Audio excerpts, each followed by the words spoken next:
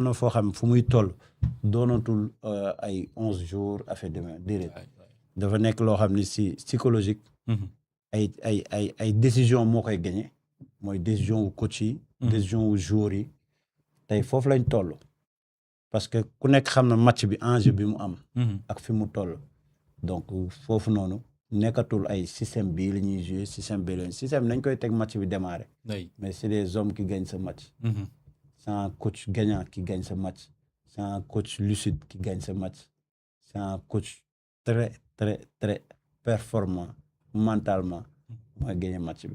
et bi nga suivre conférence de presse bi qualité yooyu ci kan la gën a nekk gis nañ Pape Thiaw buy ñàkk rek Didier Deschamps boo xamante ne pour mu garder woon calmam lu jafe la mu ngi tëb fu ne di kii. waaw est-ce que du ñaar ñëpp a tiit kon finalement. non mais ñàkk mën na nekk si salle bi. wala mu jóge entraînement. oui donc yooyu yëpp du mën na nekk quoi. mais bon soo xoolee ñoom ñaar seen kii mooy lu ma la wax sànq bii coach bi peut-être moom am na lu mu sentir par rapport ak équipe am ba am confiance si ay joueurs am. beneen coach bi aussi si dafa jóge si benn défaite bu nga xam ni pays africain moo ko jox. équipe boobu daje woon na ak Sénégal te moom aussi équipe bi da ko gagné. ba pare remonté ko. donc loolu amagoo ay certitude yu dëgër. c'est vrai. donc yooyu yëpp day jouer. donc yaa ngi projeté aussi équipe bu nga xam mooy champion d'Afrique. donc loolu aussi tey jii bu daloon Pape Thiaw du tranquille. oui parce que il va se poser beaucoup de questions donc yooyu la rek. yooyu la am na solo Dame doyen bu ñuy ñëw ligne par ligne concernant les deux équipes fan nga jàpp ne moom mooy constituer fortu équipe nationale bu Sénégal ak faiblesse am ak fortu équipe nationale bu France ak faiblesse am. bon bu may ñëw ci fortu France. oui. France moom attaque am Mbappé li mu différent ak yeneen joueurs yi. il n'a pas besoin d'avoir 50 occasions pour en marquer. c'est un joueur extrêmement dangereux. man moom laa gën a tiit sax kay Olise. Olise aussi pour man c'est un artiste qui xam nga. c'est un casse les lignes. et puis dama seetaan benn vidéo bi muy am 14 ans. des exercices qu'il faisait day contrôler balle avec des plots en même temps mi ngi yor balle tanks. xam nga c'est-à-dire c'est loolu mooy jàngat bi mooy tu es adroit avec tes pieds sans xool objectif yi mais xam nga fi nga bëgg a dem xaw ma ba xam si je me fais comprendre. maanaam day yor bal bi di contrôler en même temps mi ngi téye bal tanks di te du wadd. maanaam da koy def mais il est concentré sur ce qu'il doit faire avec ses pieds. soxlawul xool la pour passe la. voilà soxlawul xool aussi pour xam angle bii bi fi mu nekk. te la preuve gis nga ko contre Real Madrid Bayern. occasion bi taxoon mu am ko moom boobu la dugal. le dernier ballon qu'il a marqué. xam nga parce que noonu lay def day téye bal ngay génn nga foog ni moom dafay dem fekk moom xam na fi mu koy yóbbu. donc c'est un joueur altruiste. un joueur boo xam ni moom il joue aussi à l'instinct. man ñoom ñaar laa gën a tiit. Doué c'est un bon joueur mais au fil du temps dafay football après affaire xale yi moo koy dal bëgg a duutanteeg genre yooyu xam nga à l'image de Ryan Cherki moo tax sànq bi ngay wax ñoom Trezeguet ma ne leen jamono ñoom Trezeguet ñooñu bu ñu nekkoon jamono ji ñooñu doo leen mos a woo équipe nationale. ñii nii non ils vont jamais jouer. ah mais pourtant nag doyen ñoom ñoo nekk au top de football. non dama ne jamono ñoom Trezeguet bu doon seen jamono bii la. ay ñoom Cherki yii doo leen woo. lan la leen ñuy ëppale. mais bokkul kii li mu ko doon wax Trezeguet boo xoolee il est d'origine argentin kooku dafa mën football ci un neuf. fin mënoon na mbëkk mënoon na dugal tànk. ba pare mën na passe. Wiltor genre El Hadj Diouf la. c'est un joueur d'instinct am doole te day teel a sonn. xam nga ba pare ñooñu il faisait juste ce qu'il devait faire comme li muy wax défenseur dañoo jël bal jox milieu bi jël jox attaquant yi. ñoom dañuy ñëw finir. xam nga donc point fort France moom li ci ëpp c'est son attaque. attaque moom moo ëpp doole boo ñëwee ci milieu terrain bi Rabiot. c'est un bon milieu terrain c'est un bon pourvoyeur de ballon te léeg-léeg deuxième ballon bi troisième ballon bi mën na koy dugal. xam nga il a des qualités de passe aussi qui sont non négligeables. xam nga man foofu peut-être le point d'interrogation mooy Kanté keroog dama ko seetaan Kanté li mu doon def benn. léegi da koy def ñett. xam nga bon c'est le poids de l'âge. xam nga donc man j'aurais bien aimé que Kanté démarrer match bi. en tant que 6. waaw moom bu démarrer match bi ñun suñu point focal foofu lay nekk. mooy ngëneel ci Sénégal. waaw mooy moom bu démarrer woon match boobu man moo may gënal. parce que ñun xam nañu dinañ jaar foofu. parce que gars yi tamit li daam di wax. autant Deschamps dafa jàng ñun tam dañuy jàng. xam nga boo ñëwee ci défense bi nag. xam nga défense bi foofu soit c'est Hernandez wala Lucas Digne. xam nga c'est des joueurs quoi. mais man sans plus parce que France yàgg na am défenseurs yu gën a xarañ ñooñu. mais ñoom ñoo fa nekk. milieu bi seen ak central bi ils sont costauds. c'est des gaillards c'est des bons mën nañ mbëkk ak def yooyu yëpp mais bu ñu déconcentré ñoom heure bu ñu déconcentré wu rek ça coûte des buts à la France. dañuy produire waaw beaucoup de déchets. donc Pape Thiaw man du ma ko wax. mais xam na ni match bi ça va se jouer dans l'axe avec des flèches comme Ibrahima Mbaye comme Ismaïla Sarr vraiment foofu Sénégal bi au moins mën nañ fa am ay penalty. waxuma benn mais mën nañ fa am ay penalty. waaw parce que c'est un jeu ñoom duñu daw contact. oui surtout Upamecano. waaw léegi nag bu ñu ñëwee suñu attaque ñun Sénégal suñu attaque. mais foofu dafa mel ni c'est indécis parce que xamaguñ composition bi trio bi ñen ñoo ko war a def attaque bi. pour Sénégal oui. bon xam nga waaw on n'est pas dans le secret des dieux. oui. mais par rapport ak rentrée Ismaïla Sarr keroog. de facto war na mën a démarrer foofu. de facto Sadio Mané. bon maintenant peut-être c'est l'équation Nicolas keroog dugg na génnaat na xam nga on est resté sur notre fin ñëw na il a fait du Nicolas am na benn occasion aj na ko donc Chérif Ndiaye il est passé à côté de son match. Bamba bon vu sa taille xam nga maa la koy wax. par rapport ak contexte yi. vu sa taille est-ce qu'il est préférable que mu démarrer match boobu mais ñun suñu attaque tam am na doole quand même. am na doole boo xoolee sur Sadio Mané sur Ismaïla Sarr je compte beaucoup plus sur eux que sur kii mën a nekk ci. donc ballon pied bi da ciy am solo. non da ciy am solo te français. habilité bi. non te Ismaïla Sarr bi muy nekk ren aussi gis nga ko. ndax Ismaïla Sarr su ma juumul équipe nationale bu Sénégal penalty yi ñu am sur ces dernières années yëpp daanaka moom moo koy indi te c'est des joueurs yoo xam ni il a fait 6 matchs de coupe du monde équipe France bi am na ñoo xam ne defuñu ko. comme autant que Gana Gueye ak ñoom Kalidou donc ñun am nañ joueurs yoo xam ne y a de l'expérience bu ñëwee ci milieu terrain bi foofu tam c'est la grande équation. Gana commencé na jouer mais man je pense que vu l'enjeu du match ak moom son expérience. bu fekkee ni sa blessure ne lui permet pas vraiment de ne pas jouer peut-être mais bu fekkee ni moom il peut être à 70%. Pape Thiaw da koy dugal xam nga. donc moom foofu mooy équation bi rek ak suñu défense moom Kalidou moom quel que soit alpha comme keroog dugg na noonu je pense que il va démarrer le match te donc c'est une charnière boo xam ne miin nañ ko avec Niakhaté boo tegee el. mais doyen su ma la déggee. waaw équipe de France. da nga ma ne seen attaque bi mooy seen point fort. waaw mais Sénégal su ma la déggee dafa mel da nga nekk ci nii ak nii. non mais Sénégal amuñu point fort. maanaam ñu ngi nekk juste milieu. non mais Sénégal tam ñun am nañ point fort en attaque. mais tam suñu point fort dafa nekk. boo xoolee ñun on a toujours eu une assise défensive. à part keroog bi nga gisee américains yi door ñu 3. gëj nga gis Sénégal même keroog contre RDC bi ñu encaissé 2 buts gars yi ñu ngi doon xool kañ la Sénégal gëj a encaissé. 2 buts. donc on a une assise défensive malgré nag rien n'est parfait mais man sama assise défensive moo ma gënal assise défensive bu France bi. voilà donc boo ko combiné milieu terrain bu soft mën nga am dara. non incha allah. oui. alors Dame point fort si ligne français yi ak point fort si ñi nga xamante ne ñoo di équipe nationale bu Sénégal fan la ak point yi nga xamante ne foofu la ñu am ay faiblesse. fort France je pense mi ngi nekk si ligne d'attaque bi. oui. point faible France mi ngi nekk si ligne d'attaque bi. pourquoi Dame expliquer ñu. parce que point fort am mi ngi nekk si ligne d'attaque boo doon professeur mat Dame boo doon jàngale mat gars yi dina jafe pour ñu comprendre. si pourtant yomb na.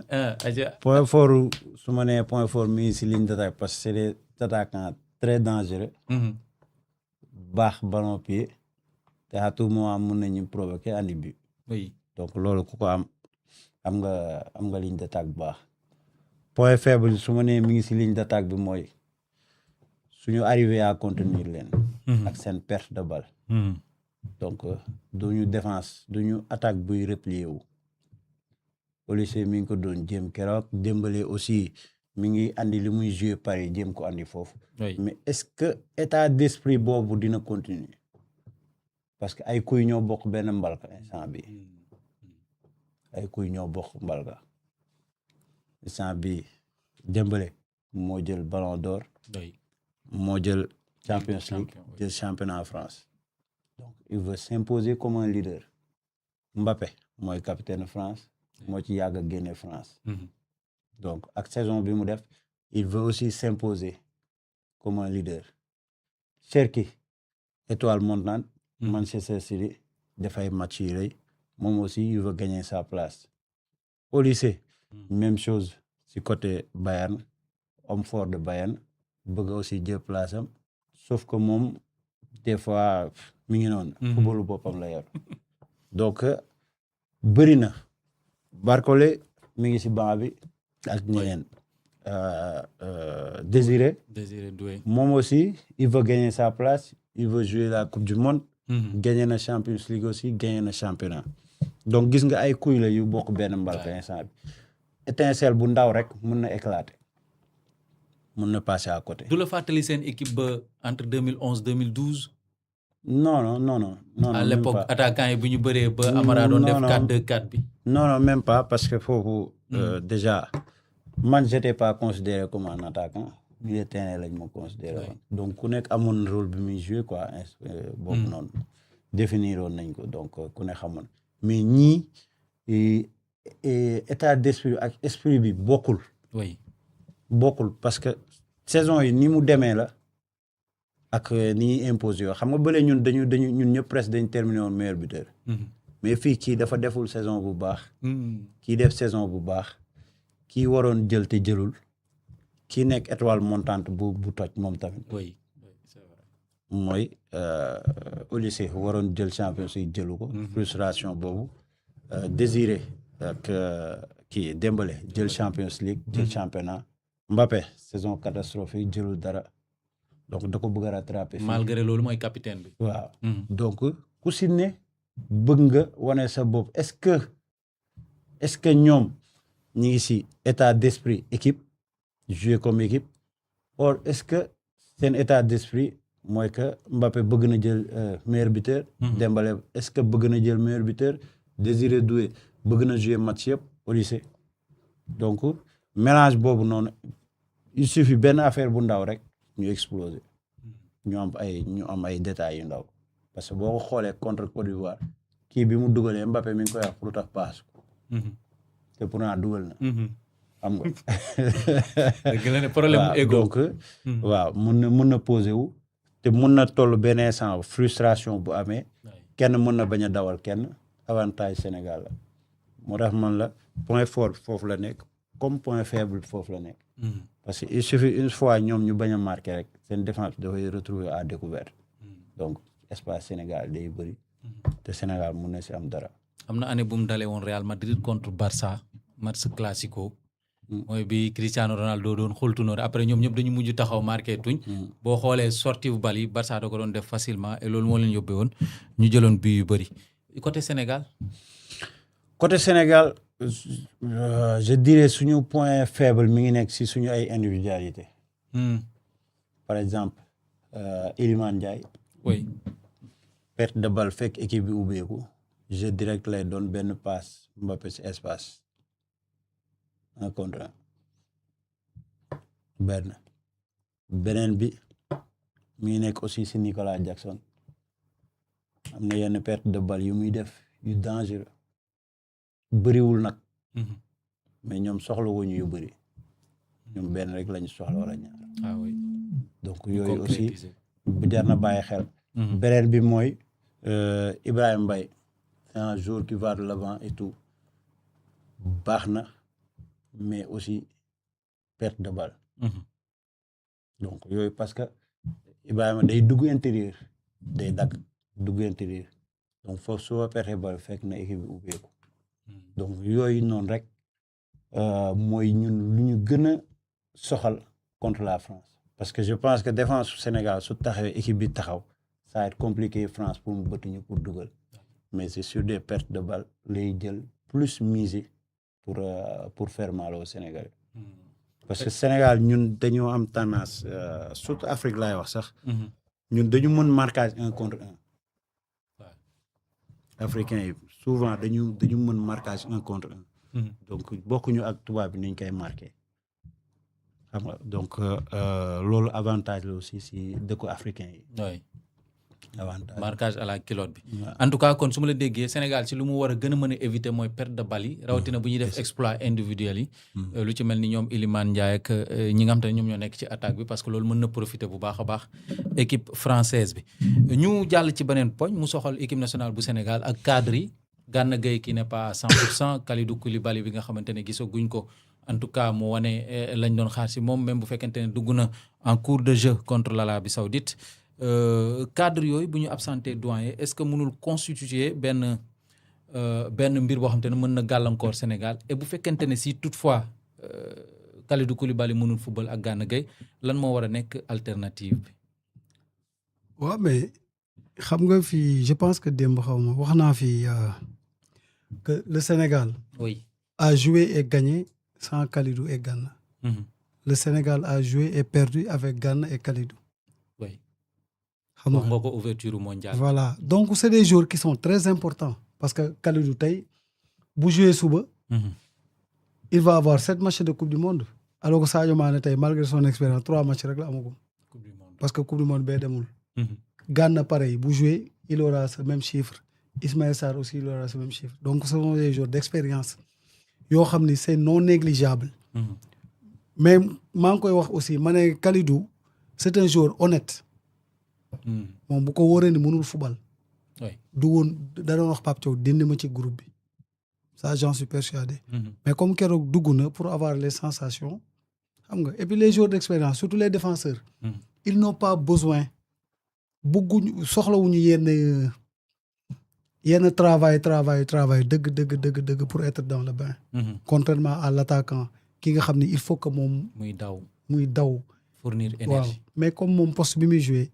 li ci ëpp solo c'est le placement yàgg nañ gis joueur boo xam ne il est même en méforme en défense mais il compense par son intelligence tactique donc man je ne vois aucun inconvénient à ce que moom bu fekkee s'il est apte à jouer que suba mu démarre donc man gisuma ci benn kii de même que Gana c'est des joueurs d'expérience malgré lu mu gëj a football loolu yëpp parce que non et puis Gana autant Kalidou c'est un muscle lourd Gana du muscle lourd xam nga Gana genre xam nga donc moom amul man. mooy ñi ñuy wax yax bu ndaw. waaw je ne pense pas qu'il y aurait parce que bu ñu leen demee ba dugal rek c'est parce que ils peuvent partir. peut-être nag après au fil du match peut-être mën nañ leen changer wala comme tam ñu dugg comme remplaçant. waaw mais comme joueur buy faral di ñëw nii rare nga jóge ci blessure ñëw ñu bàyyi la nga football match bi dans son intégralité. waaw mais je pense que bon bu ñuy football moom soit on va les faire démarrer. peut-être après avec un résultat favorable ñu xool lu ñuy def. am na koo xamante ne cadre la mais souvent dañuy fàtte ne ci cadre yi la bokk muy Ismaïla Sarr. en préparation gis nañ